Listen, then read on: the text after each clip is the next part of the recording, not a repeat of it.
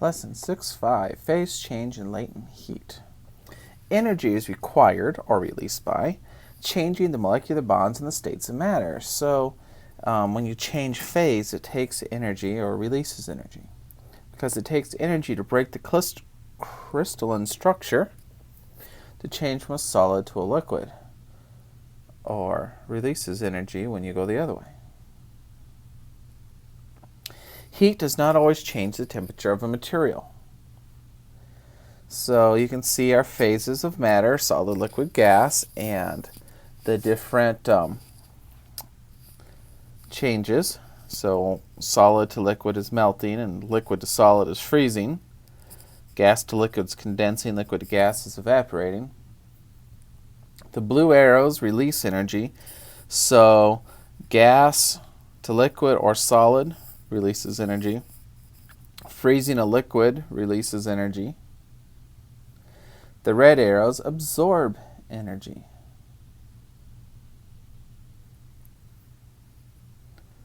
So you melt a solid, it absorbs energy. Evaporate a liquid, it absorbs energy. A typical process, and this one's for water. So we have heat and temperature, how much heat it takes for the temperature to change.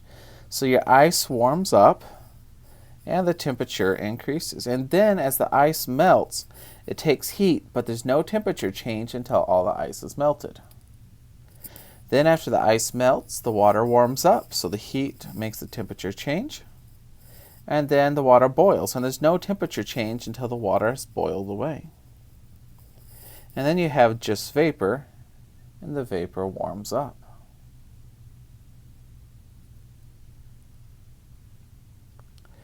When you cook pasta or anything that requires boiling, is it better to have a vigorous boil or to turn down the heat to produce barely boiling water?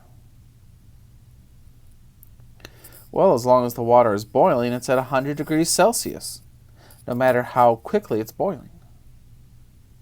So it'll save energy if you use barely boiling water, because if you use vigorously boiling water, you're just wasting heat. It's just going up as steam. You want the heat there in the water to cook the spaghetti.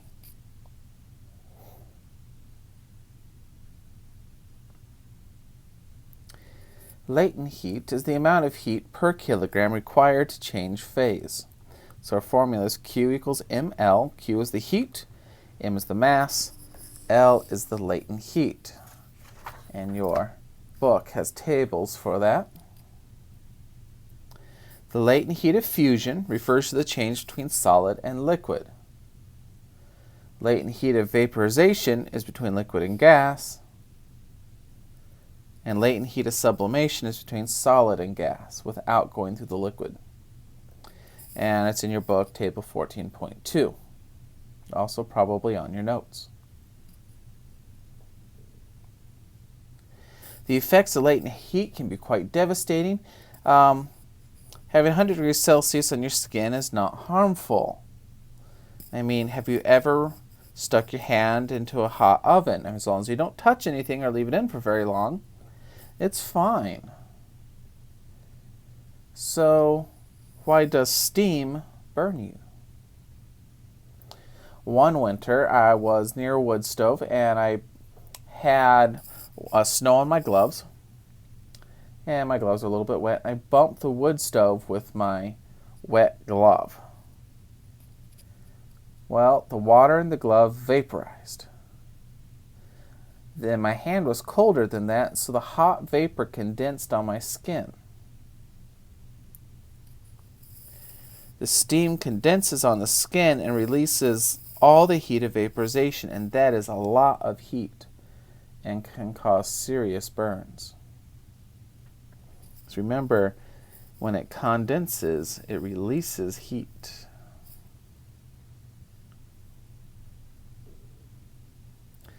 So let's say you have a glass of 1 kilogram of warm water at 25 degrees Celsius. You want to make it cold, so you put in some ice cubes, -5 degrees Celsius. After an equilibrium temperature is reached, there is little ice left. What is the minimum mass of the ice cubes? So no heat is lost to the environment. Well,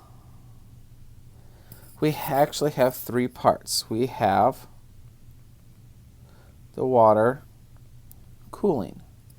All right, it's not changing phase, so it is simply Q equals Cm delta T from the previous lesson. So our Q is, let's see, for water, C is 4186 joules per kilogram degrees Celsius. Our mass is 1 kilogram, and our change in temperature, we're going to go down to, there's a little ice left.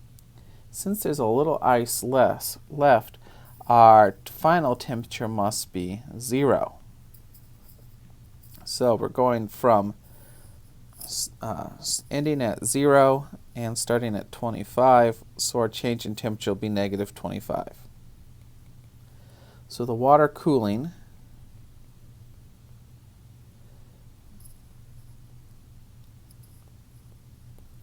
releases 104,650 joules of heat. Likewise, our ice warms. So the same idea, so we have Q equals Cm delta T. For ice, C is approximately 2,000 joules per kilogram degrees Celsius. Our mass we don't know, so we're just going to call it M. And our change in temperature is we're ending at 0 degrees Celsius and starting at negative 5 degrees Celsius. So our change in temperature is actually 5 degrees Celsius. So our heat, 2,000 times 5, is actually 10,000 joules per kilogram times the mass. So that means the water is absorbing 10,000 joules per kilogram of ice. But the ice is also melting. So we have to have that part. Well, the ice melts, so that's Q equals ml. We don't know the mass, but we do know that L is 335,000 joules per kilogram. All right, so that ice is absorbing heat. The water cools is releasing heat. The ice warming and melting is absorbing heat. So all of these have to add up to make 0.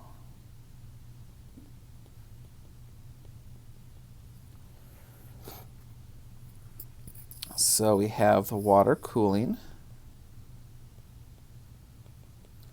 We have the ice melting, or sorry, the ice warming.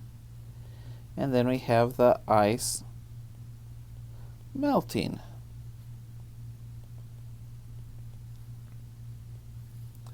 And we need to solve for M.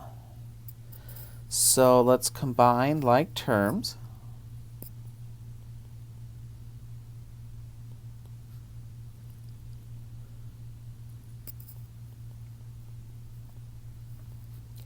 And let's move the 104,650 joules to the other side, and then divide. And when we divide, we end up with 0.303 kilograms of ice required to cool down this drink. So if it's a closed system, the heat from the water cooling goes into warming up the ice and melting the ice. No heat loss.